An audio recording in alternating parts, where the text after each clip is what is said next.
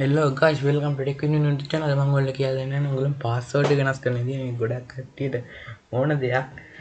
හරි, වැඩි කතාවක් නෑ. අපි යමු වීඩියෝ එකට ඉස්සෙල්ලා. දැන් ඔයගොල්ලෝ start එකට යන්න. start එකට ගිහලා settings කියලා search කරන්න. මේ Windows 11 ඉතින් මොකක්ද වැඩි කියලා හිතෙනවා. Windows 10 එකේ මෙච්චර දෙයක් නෑ නිකන්. ඊට පස්සේ ඔයගොල්ලෝ මේ account කියන එකට accounts කියන එකට යන්න.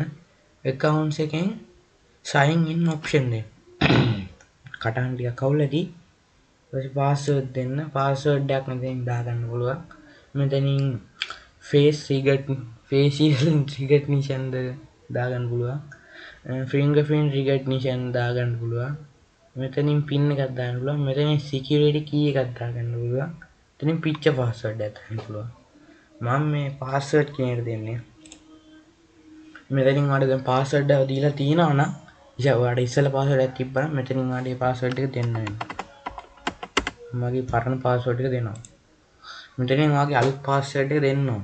මේ new password කියන්නේ ඒකට.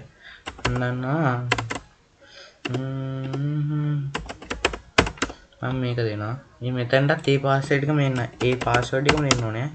දැන් මෙතනින් ඔයාගේ ඒකට hint එකක් දෙන්න. කියන්නේ ඒකට ඔයාලට මතක් වෙන දෙයක් ඒ වගේ මොනවද දෙන්න. මම මේකට දෙනවා මම දැන් my name මගේ නම මොනවද කියලා දන්නේ නැද්ද? එහෙනම් මෙන්න බලන්න. නැක්කනේ මගේ නම. ඊට next දෙලා finish දෙන්න. very easy.